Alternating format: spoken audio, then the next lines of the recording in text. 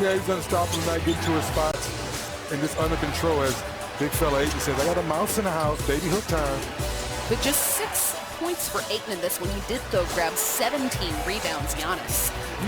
Strong putback slam of the Portis miss. Whew. Got to box out, guys. Cam Johnson continuing his hot shooting from deep. And an important contribution in this one. Yeah, big time shot right there. But Phoenix early on running their stuff, getting good shots here in this first half against the Bucks. But despite a slow start by the Bucks, Giannis would keep the team in it coast to coast to lay it in on the other side and cut the deficit to just 1. Then later on in the second, Jrue Holiday getting in on the action. Brendan? Yeah, this right here, we just call this a healthy dose of bully ball. Right here. It goes right through Devin Booker's face and gets the layup. But Devin Booker would fire back, Dennis. Oh, would he? He would take over. Spot shooting, guys. Under control, not over dribbling. And what you say, Brendan? How many guys do a left-hand flow? Left-hand flow to put the jelly on the roll? Come on, don't show him everything, Book. He finished with 20 points on 8 of 15 from the field just in those first 2 quarters. Cookbook. And at the half, I like that. It's going to stick. It would be tied at 52 apiece. Giannis with the mid-range jumper. Tough shot.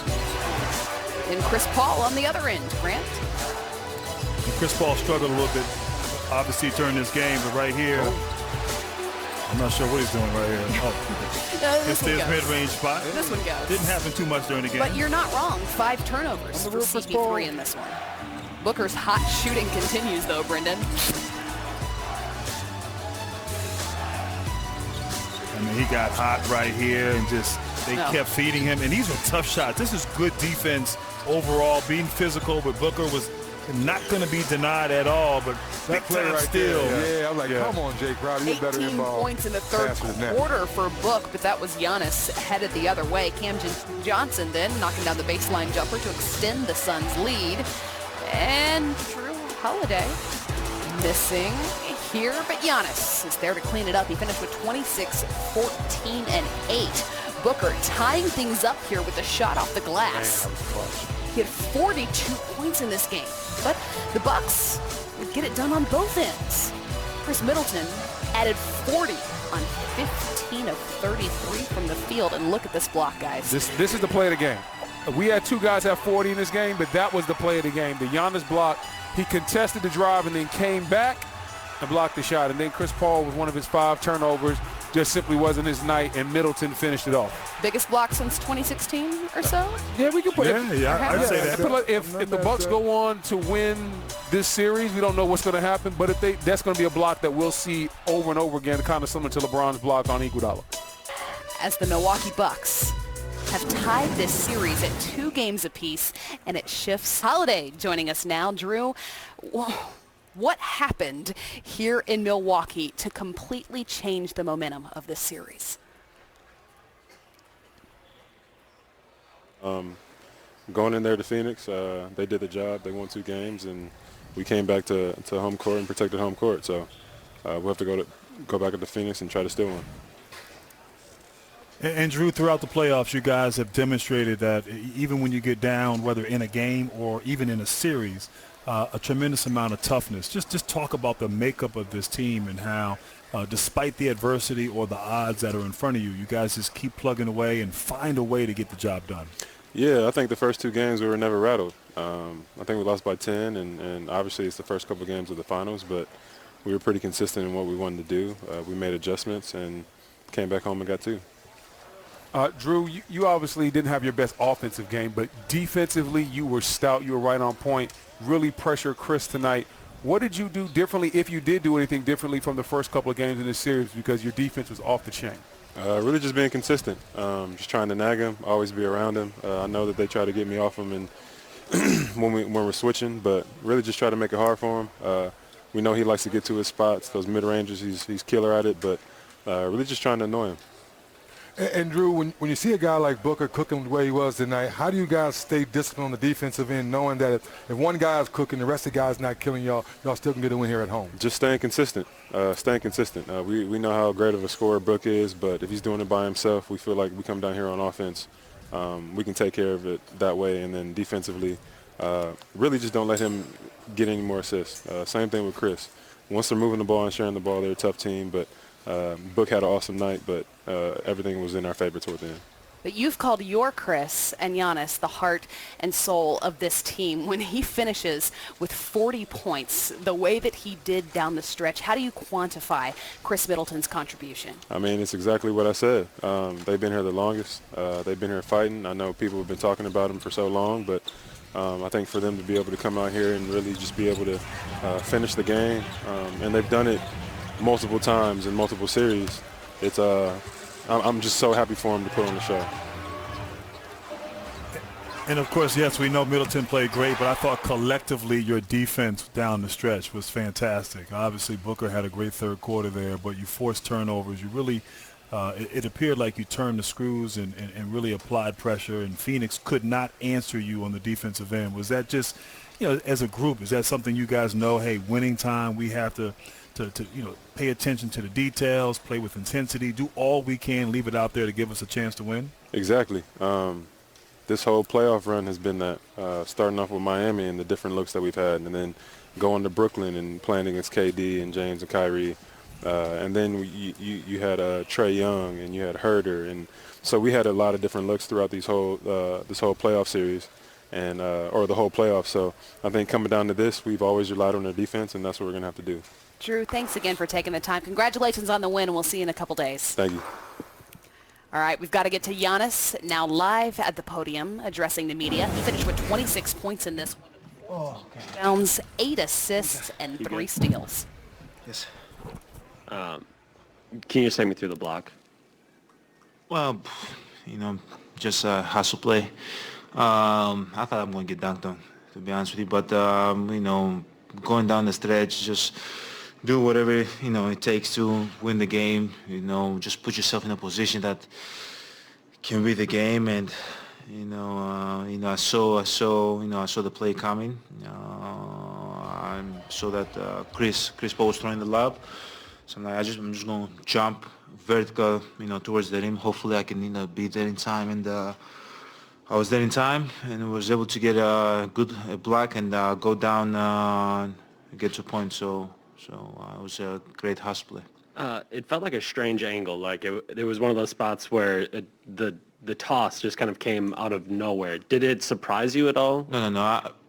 It didn't surprise me. Like I saw it coming. Like I knew once I saw him putting on his one hand, he was too far for a layup. So I knew he was throwing the lob, and I committed so much. And you kind of like your instinct, you kind of feel it. I felt him like rolling and to the rim behind me. So I knew the only chance to get a stop is just jump towards the rim and try to cover that angle for him to score. And Aiden is so strong. So you legitimately thought as you went up he was gonna dunk it? Yeah, I was late. Like usually a play like that it's if I was in the opposite side, it's a dunk, But as I said, like I didn't jump to block the ball. I jumped towards the rim. I feel like that's what kind of helped me, put me in position to get the block because I jumped. The rim was right here, so I jumped right here. So he could like shoot the ball. If he shot the ball to the backboard, it'd probably be a goaltending, But he tried to dunk it, so I was right there earlier than him. Malika in the back. Giannis, Chris had some big performances last round, but for most of them you were watching. Tonight you got to be out there with him. What did you see from him, and what was that like? It was great. He was being aggressive, and I kept communicating to him that there was things that we could do that to get him wide open, to get him to the elbow jump shot, to get him turning the corner, because usually they're like helping a lot when he's turning the corner, but he was. That's what he does down the stretch. We want him to have the ball. We want him to be the decision maker. We know he's going to take big shots. He's going to make big shots. And tonight he was incredible. Jim, here up front. Hey, yes. Well, you mentioned a hustle play on your end. I guess can you speak to Pat's defense on Devin, where there was a switch late and Devin tried to end up having a contested jumper. Drew gets the that rebound, gets an offensive rebound at the other end. It seemed like hustle, mental toughness, big part of those last few minutes for those guys. Oh, for sure. For everybody that was on the floor.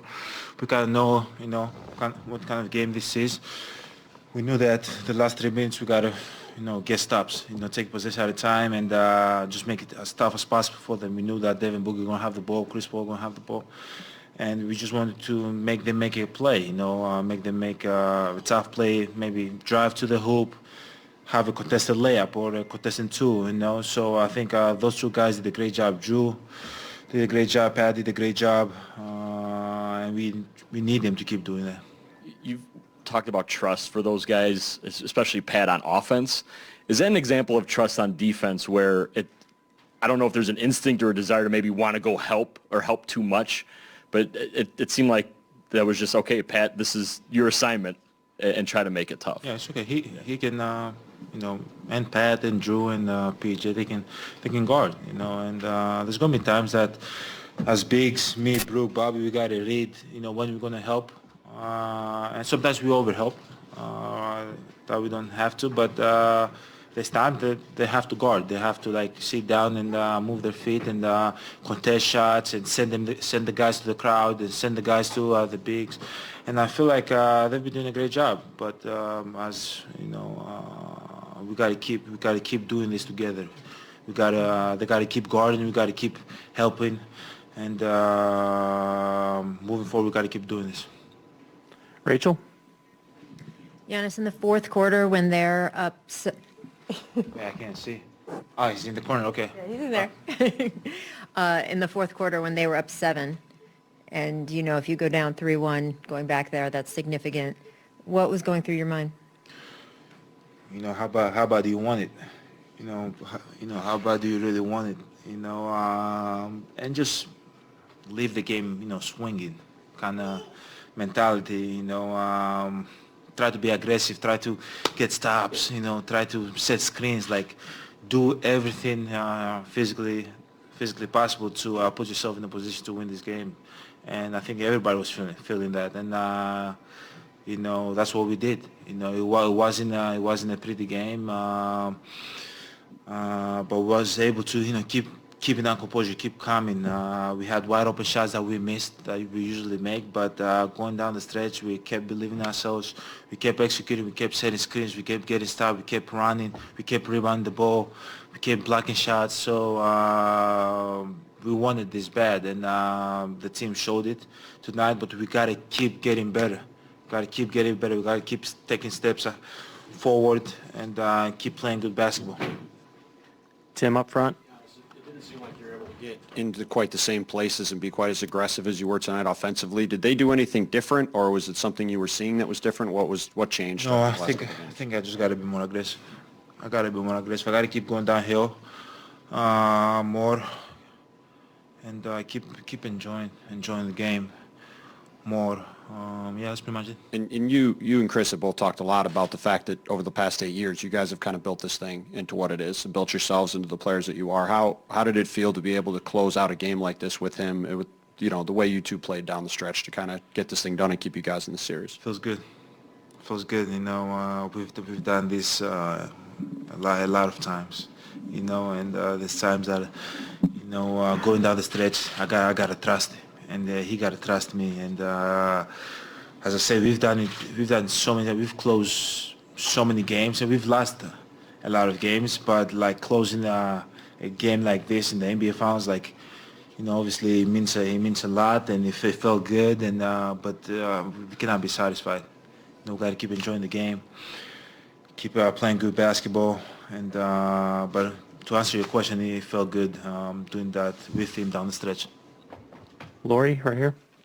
I also wanted to ask you about Chris. I know it doesn't surprise you that he had 10 clutch points because you know him so well, but how happy are you for him? He doesn't flex. He doesn't put anything on himself. He doesn't even dunk. So the fact that, did you say anything to him, or just how happy are you for him? I'm proud. I'm very proud. But as I said, it comes down to trust. I trust him.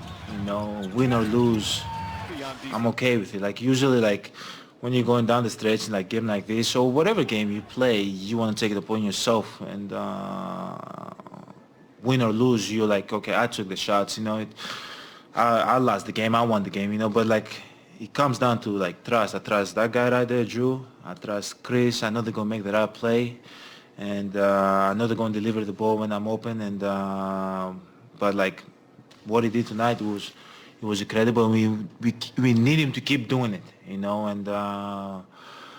we within reach of our goals, and hopefully we can keep enjoying the game and keep playing good basketball, keep having building winning habits that we built all year, keep trusting our winning habits and keep making winning plays, and hopefully we can put ourselves in a position to win.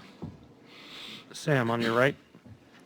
Giannis, you've had plenty of big moments, but you got about 70 seconds left in that game. You finished that block and you make the choice to flex and look in the crowd a little bit. Just what's the feeling, especially after the entire night of grinding to get where you guys were?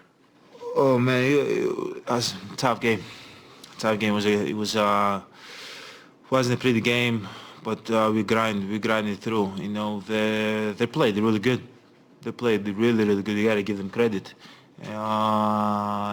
But like as I said, like 3 minutes before, in the timeout, in my head, I'm like, you got to keep making plays. Like right now, it's like, how bad do you want it? If they go up 3-1, it's a whole different ball game, and I feel like it was just emotions. And sometimes, I block a shot, I run the other way, but, I think there was so much emotions into me, and I tried to, like, enjoy that moment, and, there's sometimes that you have a block, have a three, whatever, you just run down the other. But, like, for me, the way I play, the way I want to play moving forward, I want to, like, enjoy every single moment, and that was a moment that I felt like our team was turning around and we were, getting the momentum, and Chris was hitting big shots, and, it felt good. So yeah, to answer your question, it felt good, and the way we were playing felt good at the time. Right here in the center. Giannis, this was the second game in a row you went out early in the first quarter. I'm just curious what was going on there. I wanted to, how you guys say it politely, I wanted to take a tinkle. A tinkle? Yeah. I went to take a tinkle, it came back. Yeah. That's it. That's polite, right? Yeah. Tinkle is polite, yeah. Both games. I went to take a tinkle and went back. Last question, Jeff. We should probably just end right there. Another Chris question. He's such a, easygoing, seemingly quiet even on the court. And so when did you learn he had such a competitive nature? How did you learn it? What were the signs that showed you there was some fire inside?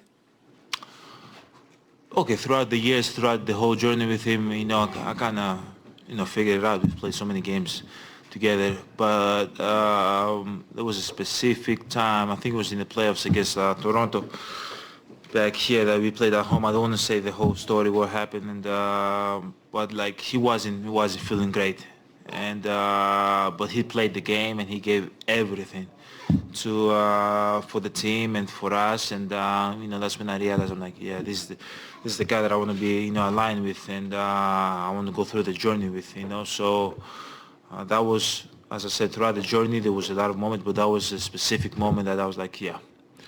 That's that dude. That's the dude that I want to build a legacy with and be with him. Just be a part of his own journey, and he can be a part of my journey, and do this together. Thank you. Thank you, guys.